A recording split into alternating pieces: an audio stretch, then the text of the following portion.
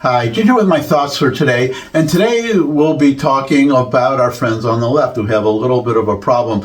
Actually, the same problem they had during the Biden administration, only in reverse, but basically the same problem. Now, during the Biden administration, you had the Democrats, I was going to say the Democrats and the mainstream media, basically the same thing. They're the same people. But they had to convince us, so they were working overtime to convince us, to make us believe that the economy was doing better than we could all see it was. And now they have the opposite problem, that now they have to make us think that or believe that the economy is doing worse than it actually is. Or maybe I shouldn't say the economy, because you have economists out there, and there is some debate about how well, at least statistically, the economy is doing. But as far as inflation, as far as the general direction of the country, let's put it that way. And well, I'm just going to show you one. This is one of the two reasons to watch CNN if you're not a liberal, far left liberal. One reason is Scott Jennings and the conservative talking head on that show, and the other reason on that station, and the other reason is Harry Enton, who is the statistics polling data guy over there, and he gives pretty good reports as far as well, he just gives you the news straight, and he just was on CNN the day before I'm recording this, 2 days before you're seeing it, talking about the latest polls, right direction and wrong direction of the country. How people feel, whether we feel that the country, or how many of us feel the country is going in the right direction today under Donald Trump, and how many feel that it's going in the wrong direction. And I'll just turn the floor over to Harry Enton, and then I'll have my comments. I think sometimes it's important to do a little bit of reality check and take a little different spin at the numbers. I'm going to do that right here, because all we talk about is how unpopular Donald Trump is. But in reality, he's basically more popular than he was at any point in term number one, and more popular than he was when he won election back in November of 2024. What are we talking about? His net favorable rating right now comes in at -4 points. Compare that to where he was when he won in November of 2024, when he was at -7 points, or March of 2017, when he was at -10 points. So when you compare Trump against himself, he's actually closer to the apex than he is to the bottom of the trough. And of course, that's so important because Donald Trump, historically speaking, has had his numbers underestimated. So I think it's very important to compare him to himself to understand he's actually more popular now than he was when he won, or certainly where he was at this point back in his first term. The bottom line is Trump is more towards the ceiling than he is towards the floor. So when you do that, it makes my knees hurt. So when you look at this compared to sort of historically, what does it tell you about the percentage of folks that think the country itself, with him at the helm, is on the right track? This, I think, is rather important because, again, if the polls have historically underestimated Donald Trump, what is a metric that might get at understanding at how popular he may actually be? So let's take a look at the percentage of the country who say that we're on the right track. It's actually a very high percentage when you compare it to some historical numbers. What are we talking about? According to Marist, 45% say that we're on the right track. That's the second highest that Marist has measured since 2009. How about NBC News? 44%. That's the highest since 2004. Wow. The bottom line is the percentage of Americans who say we're on the right track is through the roof. And if you were to compare it to when presidents have historically been reelected, of course, Trump is not constitutionally eligible to run for re-election, but I think it sort of puts it in perspective. 42% of the country says the country is on the right track when the incumbent party is re-elected. And also keep in mind, back when Kamala Harris lost and the Democrats were turned out of power, only about 27 to 28% of the country said the country is on the right track. The bottom line is right now, a much higher percentage of the country says we're on the right track. And finally, Sarah Seidner, I want to put it all in the congressional generic ballot. What about Congress? What about Congress? Because those are the folks who are up in 2026. And take a look here. The Dems versus the Republicans on the generic congressional ballot. Back in November of 2020, when Democrats won, it was +5 Democrats. Tied in November of 2022, +1 in November of 2024 when Republicans maintain control. And then you look at March of 2025. This number looks a lot more like 2022 or 2024 when Republicans won control of Congress. The bottom line is, yes, Donald Trump's approval rating is lower than compared to a lot of his predecessors, but it's higher than compared to himself. A lot of folks say the country's on the right track, and the generic congressional ballot looks a heck of a lot more like when Republicans win than when Democrats win. It will be interesting to see if any of what just happened with these leaking of the text plays into it in a later poll. But this is very telling. This is very telling. At least at this point, Republicans are still in the catbird seat. So you see the problem our friends on the left are having these days. They want, well, most of us feel that the country is going in the right direction, and the number of us who feel that way is at a historic, well, not historic, but multi-decade high. And that has to have the Democrats very frustrated, and you can see that they are. You have other people have commented on this, and I'm probably not telling you anything new. Well, they do this anyhow. I can't understand Democrats why they like to swear, like they like to cuss. They cannot just give a nice genteel or diplomatic or polite criticism of the other side. They just can't do it, and they have to throw in swear. They have to just go into the gutter. They have to talk lower and lower, and I would expect it from maybe a Democrat voter. But you're seeing now Congress people, Jasmine Crockett being an obvious example. She just swears and swears and swears. And this is supposed to make people, they just express this anger, and they expect everybody, the rest of us, to be as angry as they are at the Trump administration. And we're not. Now, that doesn't mean that we support everything the Trump administration is doing. It doesn't mean that we don't disagree with them on some things, but it also doesn't mean that we're not angry, we're not mad. The country, you could just feel it. The country is in a better mood, most of it, except for these Democrats who just they're practically tearing their hair out. It's just really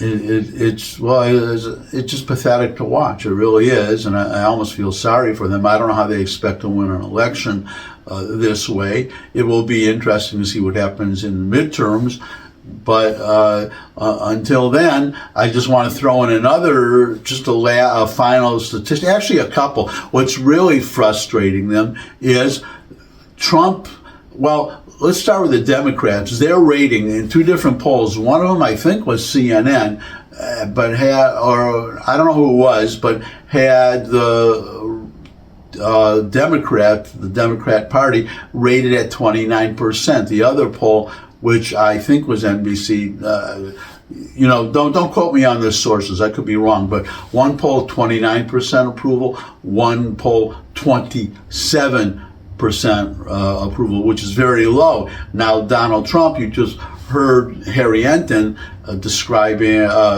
stating his poll numbers in slightly negative, a little bit, below 50%, but trending up. But the poll that he didn't mention is the Rasmussen poll. Now, the Rasmussen poll was one of the most accurate in the last election, and they've been pretty accurate in previous elections. And they have him, and theirs is a poll of likely voters, and they have him, likely voters. Trump is at 52%. And this is what is apparently driving our Democrat friends over the edge, because they dislike him so much, and they just can't, it just does not compute. You have a cognitive dissonance here, where they just cannot accept that Trump is doing so well, that he is actually pretty popular, and that the Democrats, on the other hand, are way, way, way down. It would be bad enough if the Democrats were, say, at 48, 49% or whatever, and Trump was at 52% in this Rasmussen poll. But to be down 27 to 29%, and their solution seems to be to double down, to keep going the way they're going, or at least the Jasmine Crockett's and the Alexandria Ocasio-Cortez's and the Elizabeth Warrens, and well, actually, the three people I mentioned, they're all women, and this could explain why you have the. That's another problem they have. This could be a whole separate vlog, but it was just reported that the younger generation of men, there's a very stark difference between, you have young, white, college-educated women are overwhelmingly liberal. And that's about it, really. That's the cohort that is really liberal. But on the other hand, you have the white males, especially, well, including college educated, but also not college educated, didn't go to college, they are very much to the right. You could call them MAGA General Z, I guess. And they, this was supposed to be, there were books written on this. One I think was called The Coming Democrat Majority. Anyways, the Democrats were expecting almost just to be handed the majority on a permanent majority on a silver platter based on increasing populations of, black people who are already voting over, but not so much this time in this last election. They tended more, overwhelmingly Democrats still, but Trump did better than I think any Republican since, I don't know, Abraham Lincoln, going all the way, or maybe Richard Nixon did very well, and Calvin Coolidge too. But in recent history, he did well, especially well among Hispanics. But this was supposed to be the harbingers of a permanent Democrat majority. Black people, Hispanics, and young people. The young people were overwhelmingly liberal, but as the older generation would die off, then, because older people, such as myself, tend to be conservative, there would be a liberal majority. But it's not turning out that way for them. And they are, I guess they don't know what to do about it. What's obvious to do is to me, though, is to just listen to the people. Why did they vote for Trump? Why are they doing? And I'll throw this in as a last thought. Go back, I mentioned this in the past, that Ronald Reagan he was ahead, he was a union guy. He was the chairman or the president, whatever, the leader of the Screen Actors Guild. And when he was an actor, and then he voted for Roosevelt all 4 times. I presume that he voted for JFK, Kennedy, his first, his only term, unfortunately, because he didn't get a second one because he was assassinated. And I predict, or in my opinion, he would have gotten a second term. But anyways, it was during Johnson's term, the Great Society and War on Poverty, and et cetera, that Reagan left the Democrat Party. So an obvious answer, you Democrats out there, would be to go back to JFK. What was different about the JFK, the Democrat Party under when JFK was president compared to when Johnson was LBJ and all the years since then? And it's obvious that the party moved way to the left, starting under LBJ, and then, just go back. Tax cuts, strong on defense, just do those. And if you could say that there are only 2 sexes and biologically determined, that would be a big help. But they're not going to do that, and this could be another vlog, that they just have that.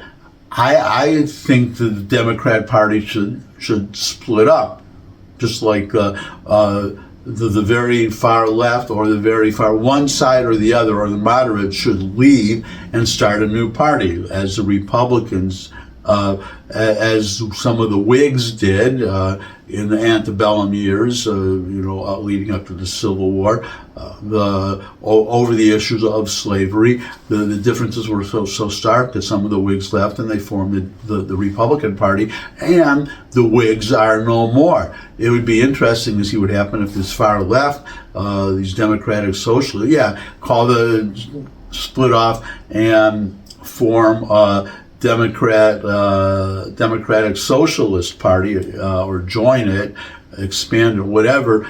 I wonder what would happen to the traditional Democrat Party if they would go the way of the Whigs and not be around anymore, because the way it's going, they might as well join the Republican Party. Anyways, those are my thoughts for today. Thanks for stopping by. You got a big problem there, Democrats, and I don't envy you, but the party is, well, you know what, I always do this. It's not digressing, but one final thought just came to me, is that the Democrat Party, if they want to win, and they won't do it because of this radical left wing that they have, that they try. The problem is, if the party's split up, neither group would have enough to win an election, and then you would pretty much have, at least for the foreseeable future, a Republican majority. That's why they're working so hard to try to find some way to keep these very disparate groups together. But if you have any common sense, you would say, follow the advice of Burt Lance. I mentioned him before. I forgot his exact position, but he was, I think was a cabinet official. I don't remember, but he was in the Jimmy Carter administration, and he said, if it ain't broke, don't fix it. And that's what they have to do two things if they want to win, okay? I'm giving you free advice from a conservative to Democrats to help you run against me. And one reason I'm doing it is because I know you won't do it. And that's, number one, we the American people just rejected your policies that were in place during the Biden administration. So you have to convince me that, besides saying flatly that there are only two sexes and biologically determined, my definition is the presence or absence of a Y chromosome. If you have a Y, all human beings with a Y chromosome are male. All human beings without a Y chromosome, two X chromosomes, are female. And that's it. That's it. And if you can't say that, I'm never going to vote for you. Just on base, start right there. But besides that, your policies, the policies that were in place up until this last election, we rejected them. So I need a promise. You have to convince me that you will not try to reinstate any of those policies that we rejected. Number one. Number two, you have, as we get closer to the 2028 election, you have to look at the results of whatever Trump has done, and where things have not worked, or if most people feel the country is going in the wrong direction, then you call them on it, and you run on those issues where the people, anything that Trump did that failed. But if anything that did work, then you have to convince me, if you want me to even think of voting for you, aside from the male-female stuff, that you will continue those policies, and maybe if you're smart, to double down on them, just as like JFK did.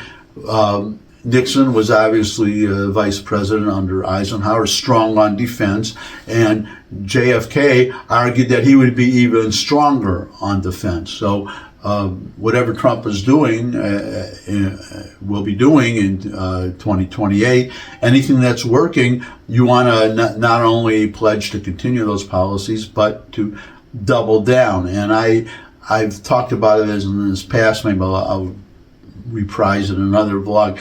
There's a very simple way for the Republicans and the Democrats to work together to create a win-win situation, which again, I would be confident to talk about, because I know the Democrats won't do it. It would be great if they did, then we would have a viable two-party system, which I don't think we have so much anymore because just the way the Democrats are going, the country would have to be in very, very bad shape for, I would think, for most Americans to vote for a Democrat. And, well, one more final thing I'll show them, because a problem they're having, and this goes, again, to their policies. People are moving from the blue states to the red states, from the blue states to the red states. And the result is that the blue states, such as Michigan and New York, California, they are losing. California alone is going to lose in 2030 for electoral votes. So the point is that the blue states are losing losing House seats, which is also losing electoral votes, and you have to keep that in mind. So, because that's how they're calculated. So the red states are gaining House seats and electoral votes, and it's bad enough that if the current trend stays in place the way it is right now, in 2028, or definitely the election after that, but 2028, if these trends hold, Trump could, or the Democrat could win all the states that Kamala Harris won, plus Wisconsin, Michigan, I think it is, and Pennsylvania, and the Republican would still win. That's what they're looking for. And if you want to know why they're swearing, cussing their heads off, that's why, and why they're firebombing Tesla dealerships and all this violence and acting out. It's because it's all they can do, and they are not content simply to argue their position. They know that they cannot win an argument arguing their policies. And I guess the idea is terrorism, to frighten us all into electing them so they can hurt the country even more. So there you go. That's it for today. Thanks for stopping by. If you could subscribe, that would really be great. Your comments welcome in the comment section below the video. Share this video with anyone you think would benefit from it. But most of all, come back and see me again. I would love to see all of you again. And until I do see all of you again, bye.